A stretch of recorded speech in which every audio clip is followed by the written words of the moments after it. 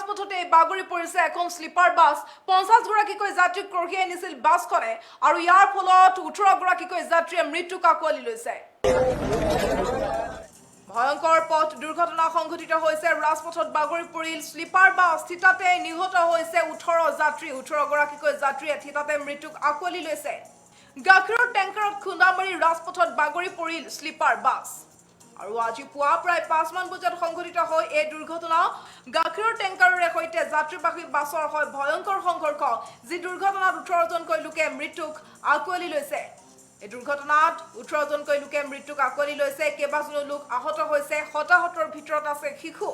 আহতসকলৰ কেইবাজনৰো অৱস্থা সংকটজনক বুলি জানিব পৰা গৈছে মঙ্গলবাৰৰ নিশা বিহাৰৰ পৰা যাত্ৰা কৰিছিল এই বাছখনে বাছখনৰ গন্তব্য স্থান আছিল দিল্লী আৰু পুৱাৰ ভাগত লক্ষ্ণৌৰ আগ্ৰা এক্সপ্ৰেছৱেৰ কাষেৰে তীব্ৰ বেগেৰে গৈ থকা অৱস্থাতেই ভয়ংকৰ দুৰ্ঘটনা সংঘটিত হয় আৰু বেহটা মুজৱাৰ অঞ্চলত পাছফালৰ পৰা গাখীৰৰ টেংকাৰত খুন্দা মাৰে বাছখনে যাৰ ফলত টেংকাৰ আৰু বাছ দুইখন বাহনে পথৰ ওপৰতে লুটি খাই পৰে আৰু উলটি পৰি যায় পথৰ ওপৰতে ঘটনাৰ পিছতে স্থানীয় লোক দুৰ্ঘটনাস্থলীত উপস্থিত হয় প্ৰথমে উদ্ধাৰ কাৰ্য আৰম্ভ কৰে আৰু উলটি যোৱা বাছখনৰ যাত্ৰীসকলক বাছখনৰ পৰা যাত্ৰীসকলক উদ্ধাৰৰ চেষ্টা কৰে আৰক্ষীক খবৰ দিয়া হয় বংগৰমা আৰু বেহটা মুজৱাৰ থানাৰ আৰক্ষী ঘটনাস্থলীত উপস্থিত হয়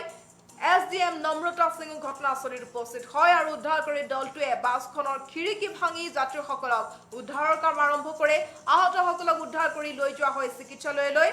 আৰু এই দুৰ্ঘটনা কেনেদৰে সংঘটিত হ'ল তাৰ তদন্ত কৰা হ'ব কিন্তু যাত্ৰীসকলক সম্প্ৰতি উদ্ধাৰ কৰা হৈছে উদ্ধাৰ কৰি চিকিৎসালয়লৈ লৈ যোৱা হৈছে আহতসকলক ইয়াৰে কেইবাজনৰ অৱস্থা সংকটজনক আৰু বিহাৰৰ পৰা এই বাছখন দিল্লীলৈ গৈ আছিল দীৰ্ঘ দূৰত্বৰ বাছ আছিল এখন আৰু 50 জনকৈ যাত্ৰী আছিল আৰু প্ৰথম অৱস্থাত ধাৰণা কৰা হৈছে যে বাছখনৰ চালকৰ টোপনি আহিছিল হয়তো টোপনি অহাৰ ফলতে এই দুৰ্ঘটনা সংঘটিত হয়